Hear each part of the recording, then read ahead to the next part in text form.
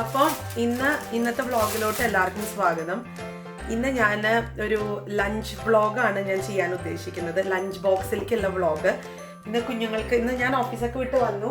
ഇപ്പോൾ പുറകിൽ കാണാം, സമയം 6:30.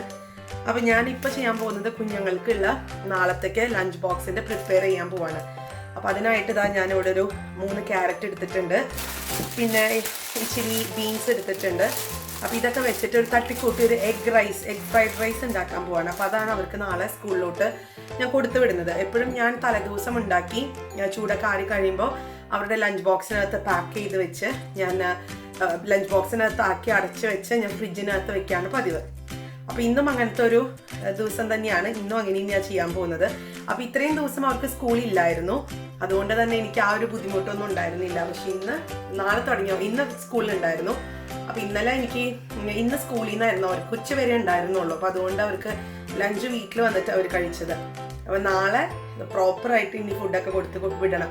അപ്പോൾ അതിനായിട്ടുള്ള പ്രിപ്പറേഷൻ ആണെന്ന് കാണിക്കാൻ പോകുന്നത്. ഒരു തട്ടിക്കൂട്ട് ഫ്രൈഡ് റൈസ് എങ്ങനെയാണ് ഉണ്ടാക്കുക, ഒരു 10-15 മിനിറ്റിനകത്ത് നമുക്ക് ഉണ്ടാക്കിയെടുക്കാൻ പറ്റും. പിന്നെ അതുപോലെ തന്നെ അവരുടെ സ്നാക്ക് ബോക്സ് ഞാൻ പ്രിപ്പയർ ചെയ്യുന്നുണ്ട്. അപ്പോൾ ഇതൊക്കെ എങ്ങനെയാണ് പെട്ടെന്ന് ഉണ്ടാക്കിയെടുക്കണേന്ന് കാണാം. വയം ഞാൻ പറഞ്ഞ പോലെ ഞാൻ ക്യാരറ്റ് ബീൻസും ഇപ്പം അരിയാൻ പോകാം കേട്ടോ. അപ്പോൾ അതരിയുന്നത് ഞാൻ കാണിക്കാം.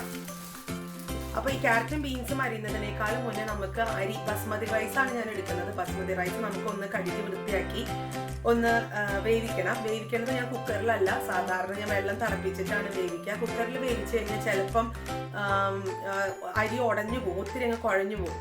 അപ്പോൾ അതുകൊണ്ട് ഇത് പുതിയ അരിയാണ്. അപ്പോൾ അതുകൊണ്ട് എനിക്കൊരു ടെൻഷൻ, അതെങ്ങനെയായിരിക്കും എന്നുള്ളത്. നമുക്ക് പരിചയമില്ലാത്ത ഒരു അരിയാണെന്നുണ്ടെങ്കിൽ നമുക്ക് അതിൻ്റെ വേവ് കറക്റ്റ് അറിയാൻ പറ്റത്തില്ലല്ലോ. അപ്പോൾ അതുകൊണ്ട് ഞാനിന്ന് സാധാരണ പാത്രത്തിലൊക്കെ വെച്ച് തിളപ്പിച്ചിട്ടാണ് ഞാൻ വേവിക്കുന്നത്, കുക്കറിലല്ല കേട്ടോ. അപ്പം ഞാൻ അരി ഒന്ന് കഴുകിയെടുക്കട്ടെ. ഈ ഒരു ഗ്ലാസ് അരിയാണ് ഞാൻ എടുക്കുന്നത്. ഇത് കറക്റ്റ് ആയിരിക്കും അവർക്ക് കേട്ടോ. ഇതൊന്ന് കഴുകി എടുത്ത് കൊണ്ടുവരികയാണ്. അരിയൊക്കെ കഴുകി എടുത്തുകൊണ്ട് വന്നിട്ടുണ്ട്. ഇനി നമുക്കിതൊന്ന് വേവിക്കാൻ വിടാം.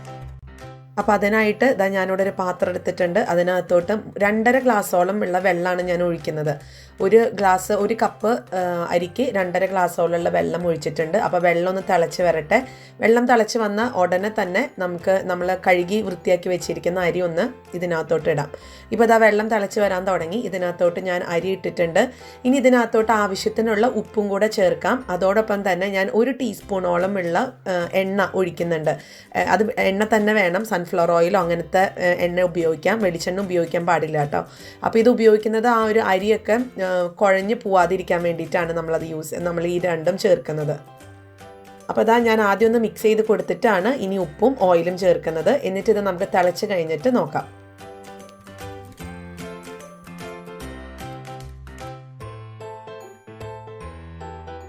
അപ്പോൾ ഈ ഒരു വെള്ളം നമുക്ക് തിളച്ച് വരുന്ന നേരം കൊണ്ട് ഈ ഒരു ഫ്രൈഡ് റൈസിന് വേണ്ടുന്നുള്ള പച്ചക്കറികൾ നമുക്കൊന്ന് അരിയാം. ഞാൻ പറഞ്ഞ പോലെ ഞാൻ ബീൻസും ക്യാരറ്റാണ് എടുത്തിട്ടുള്ളത്. പിന്നെ ഒരു സവോളയും കൂടെ ചേർക്കുന്നുണ്ട്, അല്ലെങ്കിൽ ഒരു 1/2 സവോള. അപ്പോൾ നമുക്ക് ക്യാരറ്റ് ആദ്യം അരിയാം.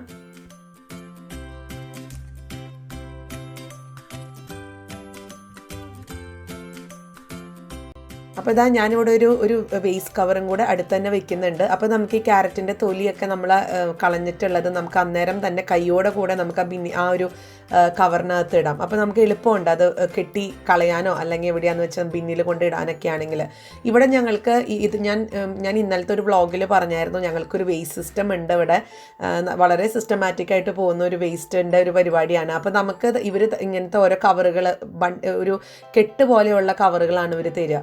അപ്പോൾ നമുക്ക് ഇതുപോലെ ഞാനിങ്ങനെ പച്ചക്കറികളൊക്കെ അരിയുന്ന ഒരു സമയത്ത് അടുത്ത് ഇതുപോലെ ഒരു കവർ വെച്ച് അതിൽ നമ്മൾ അരിഞ്ഞതിൻ്റെ ബാക്കിയുള്ളതൊക്കെ ഇതിനകത്ത് ഇടാണ് പതിവ്. എന്നിട്ട് അപ്പോൾ നമുക്ക് കൊണ്ട് കെട്ടിക്കളയാനും എളുപ്പമാണ്. അപ്പോൾ ഇങ്ങനെ ചെയ്തെന്നാൽ ഇച്ചിരിയും കൂടെ നമ്മുടെ ക്ലീനിങ് കുറച്ചും കൂടെ എളുപ്പമാവാറുണ്ട്.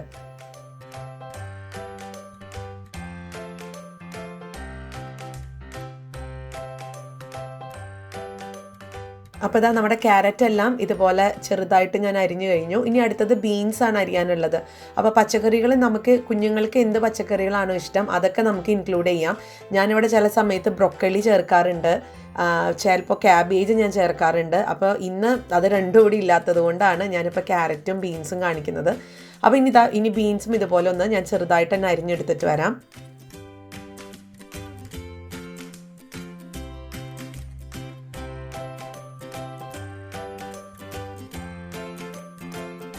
അപ്പോൾ ഇത് അവിടെ ബീൻസൊക്കെ അരിഞ്ഞു കഴിഞ്ഞു. ഇനി അടുത്തത് നമുക്ക് സവോളയാണ് അരിയാനുള്ളത്. അപ്പോൾ ഞാനിവിടെ ഒരര സവോള എടുക്കുന്നുള്ളൂ. സവോളയുടെ ഒത്തിരി ടേസ്റ്റ് ഇവിടെ കുഞ്ഞുങ്ങൾക്ക് ഇഷ്ടമില്ലാത്തത് കൊണ്ട് ഈ ഒരു സവോളയുടെ പകുതി ഞാൻ എടുക്കുന്നുള്ളൂ. അപ്പോൾ സവോളയും കൂടെ അരിയാം.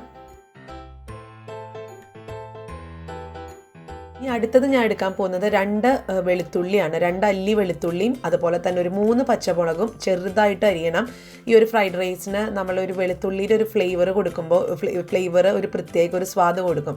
അപ്പോൾ ഒത്തിരി ആയി കഴിഞ്ഞാലും അതിന് ടേസ്റ്റ് കിട്ടത്തില്ല. അപ്പോൾ ഒരു 2 വെളുത്തുള്ളി എടുക്കുക. പിന്നെ ഒരു നമ്മുടെ എരിവിനനുസരിച്ച് 2 or 3 നമുക്ക് പച്ചമുളക് ചേർക്കാം. ഞാനിപ്പോൾ ഇവിടെ ഒരു 2 പച്ചമുളകാണ് ചേർത്തിട്ടുള്ളത്. അപ്പോൾ ഞാൻ ഇത് രണ്ടും ഒന്ന് അരിഞ്ഞെടുത്തിട്ട് വരാം. അപ്പോൾ ഇത്രയും കാര്യങ്ങൾ മാത്രമേ നമുക്കിനി അരിയാനുള്ളൂ. അത് കഴിഞ്ഞാൽ നമുക്ക് നമ്മുടെ ഈ അരിഞ്ഞ ഈ ഒരു പ്രദേശം നമുക്കൊന്ന് ക്ലീൻ ചെയ്യാം.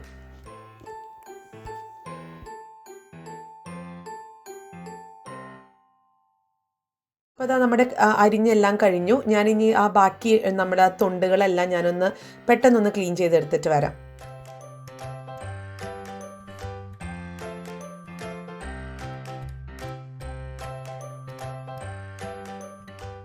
അപ്പോൾ നമ്മൾ അരിഞ്ഞ നേരം കൊണ്ട് നമ്മുടെ ചോറൊക്കെ നല്ലതുപോലെ തന്നെ വെന്തിട്ടുണ്ട്. വെള്ളമൊക്കെ അത്യാവശ്യം വറ്റിയിട്ടുണ്ട്. എങ്കിൽ പോലും ഞാൻ ഇതൊന്ന് ഊറ്റും കേട്ടോ. ഞാൻ നല്ല തണുത്ത വെള്ളത്തിൽ ഇതൊന്ന് ഒരു പാത്രത്തിലോട്ട് ഊറ്റി കഴിഞ്ഞിട്ട് അതിൻ്റെ മേലെ ഞാൻ തണുത്ത വെള്ളം കൊണ്ടൊന്ന് കഴുകും.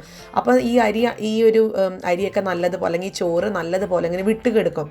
എപ്പോഴും ഫ്രൈഡ് റൈസിനൊക്കെ ഇച്ചിരി തണുത്തിട്ടുള്ള ചോറ് ഉപയോഗിക്കായിരിക്കും നല്ലത്. അപ്പോൾ നമുക്കിനി ഉടനെ തന്നെ അത് ഉണ്ടാക്കുന്നത് എങ്ങനെയാണെന്ന് നോക്കാം. അപ്പോൾ അതിനായിട്ടൊരു പാൻ വെച്ചിട്ടുണ്ട്. അതിനകത്തോട്ട് ഞാൻ 2 ടേബിൾ സ്പൂണോളം ഓയിൽ ഒഴിച്ചു. ഇനി നമ്മൾ ചെറുതായിട്ട് അരിഞ്ഞിട്ടുള്ള നമ്മുടെ 2 വെളുത്തുള്ളി ഇതിനകത്തോട്ട് 2 അല്ലി വെളുത്തുള്ളി ഇതിനകത്ത് ചേർത്ത് നമുക്ക് പെട്ടെന്ന് തന്നെ ഒന്ന് ഫ്രൈ ചെയ്തെടുക്കാം. ഒത്തിരി അങ്ങ് കരിച്ച് കളയേണ്ട കാര്യമില്ല, അന്നേരം ടേസ്റ്റ് മാറും. ഇതിൻ്റെ ഒരു പച്ച ടേസ്റ്റ് ജസ്റ്റ് ഒന്ന് മാറിയാൽ മാത്രം മതിയാവും കേട്ടോ.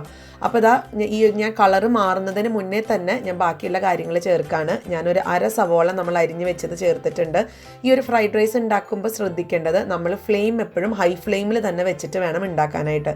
എപ്പോഴും ഈ ചൈനീസ് ഐറ്റമുകളൊക്കെ അങ്ങനെയാണ് നമ്മൾ ഉണ്ടാക്കുക, ഹൈ ഫ്ലെയിമിൽ തന്നെ വെക്കണം.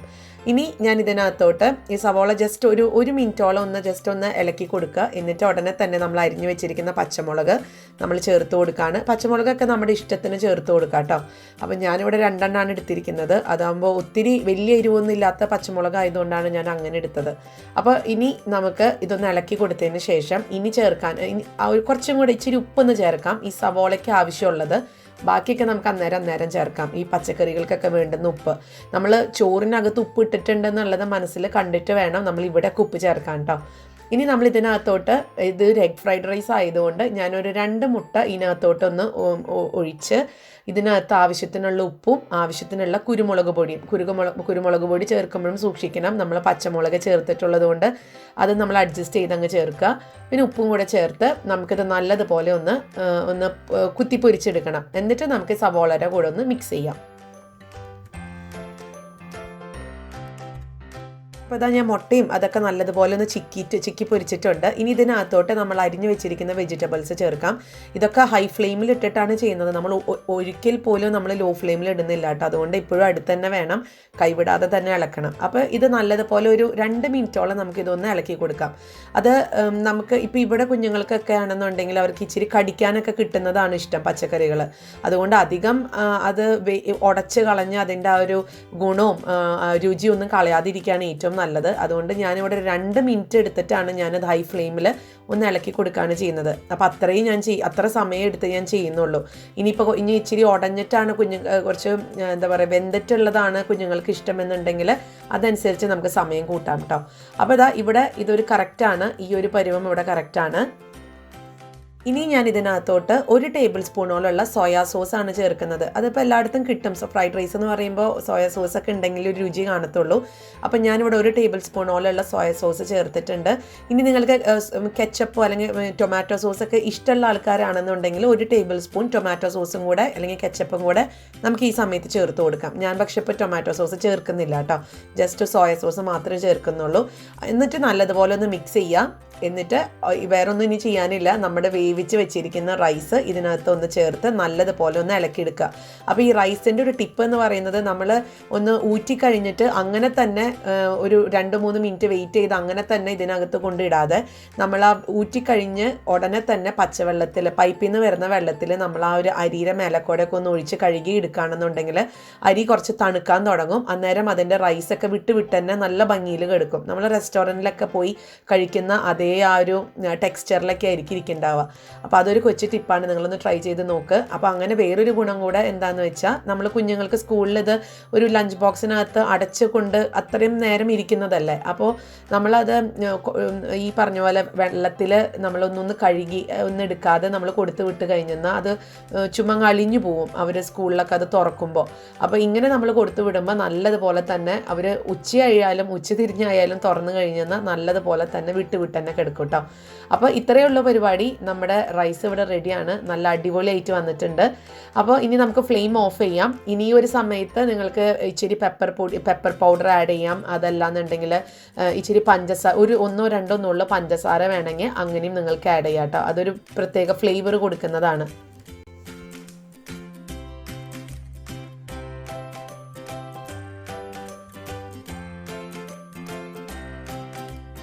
അപ്പോൾ ഇതാ ലഞ്ച് ബോക്സ് ഇവിടെ റെഡിയാണ്. ഇതാണ് കുഞ്ഞുങ്ങൾ 2 പേരുടെയും ലഞ്ച് ബോക്സ് ആണ്. അപ്പം ഇനി ഇതിനകത്തോട്ട് ആ ഒരു ഫ്രൈഡ് റൈസൊക്കെ ചൂടാറി കഴിയുമ്പോൾ ഇതിനകത്തോട്ട് വെക്കുക എന്നുള്ളൊരു പണി മാത്രമേ ഉള്ളൂ. അപ്പോൾ ഇതിനകത്ത് ഞാൻ ഇപ്പോൾ കറികളൊന്നും എക്സ്ട്രാ ഒന്നും ഇല്ലാത്തത് കൊണ്ട് ആ കുഞ്ഞൊരു ഡബ്ബയുണ്ട്, അത് ഞാൻ വെക്കുന്നില്ല. ഇത് റൈസ് മാത്രമേ ഉള്ളൂ. ഇനിയിപ്പം ഞാൻ ഇവർക്ക് സ്നാക്ക് ബോക്സ് ഒന്ന് പ്രിപ്പയർ ചെയ്യാൻ പോവാണ്. സ്നാക്ക് ബോക്സ് ആയിട്ടല്ല, നമ്മളിവിടെ ഫോയിൽ പേപ്പറിൽ കവർ ചെയ്തിട്ടാണ് കൊടുക്കുന്നത്.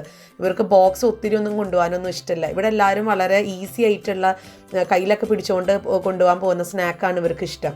അപ്പോൾ ഇത് ഇവിടെ കിട്ടുന്ന ഒരു സംഭവമാണ്. ഒരു ഡോണറ്റ് പോലെയൊക്കെ ഇരിക്കും ഇത് കാണാനൊക്കെ. അപ്പോൾ ഇത് നമ്മൾ നടുവേ മുറിച്ചിട്ട് ഇതിനകത്തോട്ട് നമുക്ക് ഇഷ്ടമുള്ളത് ചേർക്കാം. ബട്ടർ ചേർക്കുന്നവരുണ്ട്, അതല്ല ഇപ്പോൾ നട്ടെല്ല ചേർക്കുന്നവരുണ്ട്, ഇനി ചോക്ലേറ്റ് സ്പ്രെഡ് അങ്ങനെ ചേർക്കുന്നവരുണ്ട്, ജാം ചേർക്കുന്നവരുണ്ട്.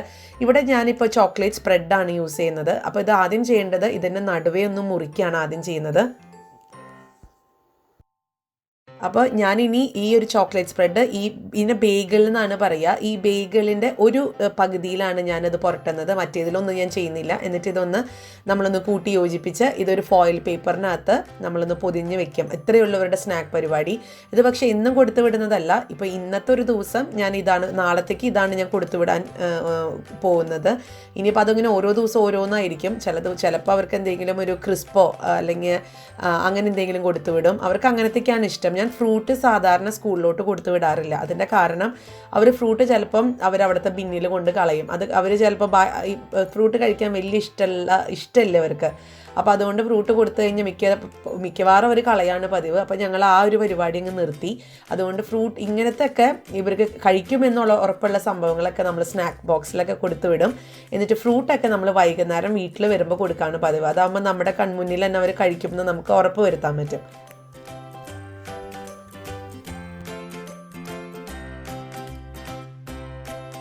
അപ്പോൾ നമ്മുടെ സ്നാക്ക് ബോക്സ് അവിടെ റെഡിയായി. ഇനി ഈ ഒരു ഫ്രൈഡ് റൈസ് ചൂടാറിയിട്ടുണ്ട്. ഇത് നമ്മൾ കറക്റ്റ് ആ ഒരു ഇവരുടെ ലഞ്ച് ബോക്സിനകത്തോട്ടൊന്ന് ഫില്ല് ചെയ്ത് കൊടുക്കുകയാണ്.